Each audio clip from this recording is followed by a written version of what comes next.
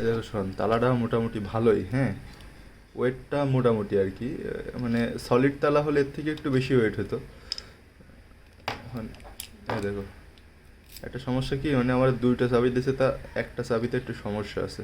এটা না, এই চাবিটা একটু সমস্যা আছে, এই চাবিটা দেখো একটু পাতলা ওইটার থেকে। হ্যাঁ, এই যে এটা একটু পাতলা, এটা সবসময় ঢোকে না ভিতরে আর কি। লক করার সিস্টেম হলো, এই হলো লক হয়ে গেছে, এই হলো লক হলো, ঠিক আছে। পরে একটা বিপ সাউন্ডের মাধ্যমে লক হলো। সমস্যা হলো এই চাবিটা সবসময় ঢোকে না আর কি। আর এই যে আনলক মানে অ্যালার্ম বন্ধ করেও লক করা যায় আর কি।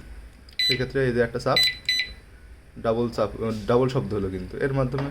এর মানে হলো এটা হলো এখন কিছু লক টক হবে না আর কি, করে অ্যালার্ম দেবে না আর কি। এটা একটু সমস্যা আছে, চাবি একটাই সমস্যা।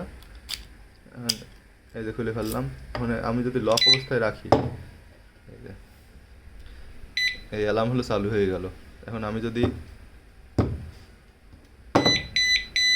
প্রথমে এরকম তিনটে বিপ দেবে আর কি,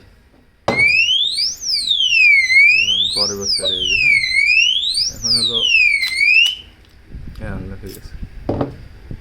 এই হলো বিষয়। তালাটা ভালো, মানে বিল্ড কোয়ালিটিও মোটামুটি ভালো,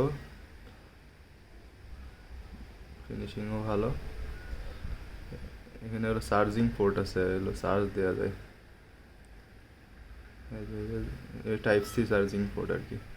ওদের কোম্পানি ইসে লেখা হলো 1 মাস মতো চলে যাবে এক চার্জে, সেটা ব্যবহার করে দেখতে হবে। হুম।